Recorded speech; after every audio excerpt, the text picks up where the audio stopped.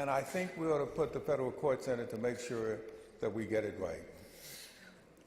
Well, we know that Austin is the capital of Texas and it is a booming city. East Texas has a dearth of hospital access.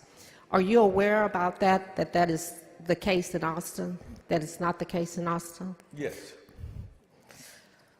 Also, East Texas has different economic drivers than Austin. Does it not? I believe that's the case, yes. Austin is often ranked as one of the top cities in the country and is sought after by many corporations as it's known throughout the world. That is not the case in East Texas, is that correct? Well, that's one opinion, and that's what I'm saying is, irrespective of whether my opinion says that I believe East Austin and East Texas have anything in common at all, or whether or not the other side says that they have everything in common, that makes no difference to me.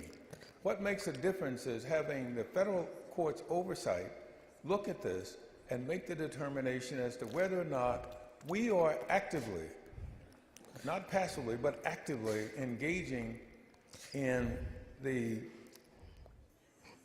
abridging of the rights of Black and Latino voters. I agree with you, Mr. Dutton. Now, one last question on this.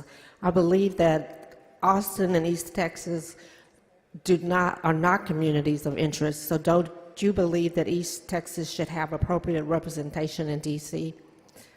I believe that about all districts. I believe that about all areas of Texas. I believe that the real question for us here is whether or not we can make that happen.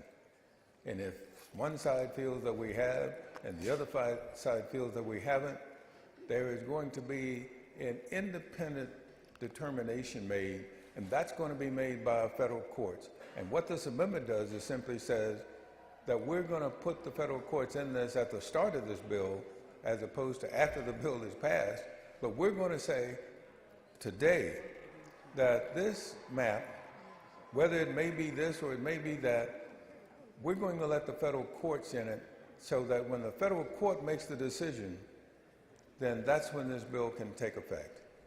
Thank you. You're welcome. Mr. Jones, for what purpose? Does the gentleman yield for a couple questions? Yes. Gentleman yields for questions. So throughout the debate, the author has made it a point to overemphasize how not racist and how this bill does not impact communities of color. But I just want to ask, particularly for the Dallas-Fort Worth region, are you aware that in North Texas, the population of Dallas and Tarrant counties together have increased by over 500,000 residents over the last decade, and it was all, not just some, Hispanic, Black, Asian, and other minority groups? Yes. And also, are you aware that the Anglo population in Dallas and Tarrant County has dropped by over 90,000 people, or about 60,000 in Dallas County and about 30,000 in Tarrant County? Yes, I am.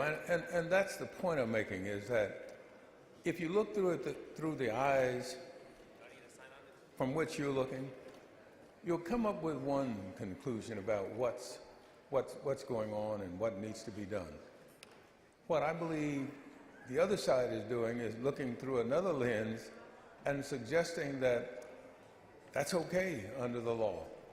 Well, I think the only way we know what's okay under the law is to have the law take a look at it, and that's the federal court's job, and that's why I'm having this amendment, to make sure that the federal courts are in this bill so that this bill does not take effect until the federal courts have made a decision. In fact, one of the cases, the Purcell case, which says that it stands for the proposition that if you get a change in election law to the courts too late, it's too late. It means that if you get it there too late to effectively do the changes by the federal court will basically ignore it. And so what this does is says that we're going to put the federal courts in it so that the federal courts will decide the issues that have been raised here, whether or not they are in fact one way or the other. Well, thank you so much for that Representative Dutton. Gentleman's time has expired. Mr. Speaker, Ms. Bowers, for what purpose? I'd like to ask the gentleman's time be extended. Members, this is a motion for the first extension of time on the amendment layout. Is there objection? Chair here. Hey, okay, there's a record vote has been requested on the motion to extend time. All those in favor vote aye. All those opposed vote nay. Clerk will ring the bell. Show Mr. Hunter voting aye. Show Mr. Dutton voting aye. Show Mr. Basook voting aye. Show Mr. King voting aye. Have all members voted? Have all members voted? There being 118 ayes and 15 nays, the motion prevails. Ms. Bowers, for what purpose? Thank you, Mr. Speaker. Will the gentleman yield for question? Just one question. I yield, Mr. The Speaker. gentleman yields for questions. Thank you, Mr. Speaker. So, Mr. Dutton, when it goes into communities of interest, just a quick question. What interest does the Dallas-Fort Worth Metroplex share with the Panhandle, if any? Well, I'm probably not the best person to answer that because I must admit I don't know a whole lot about the Panhandle, but I suspect that the answer is going to lie not with me, but with the federal courts. The federal courts are going to make that determination, and they're going to take a look at this and determine, again, whether combining communities of disinterest is appropriate. They have said so in certain cases, but I don't think that the question you're asking is one that's on point with the case that's been decided.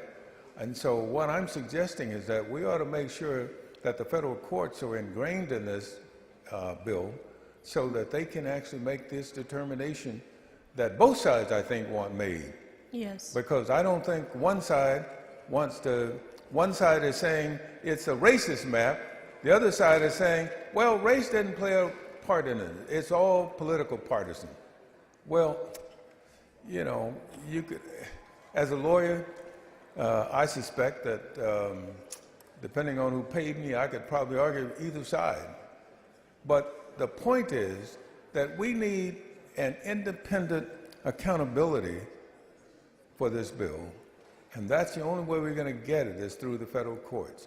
And so we might as well put them in this bill and make sure that this bill doesn't take effect until we've had that federal court decision.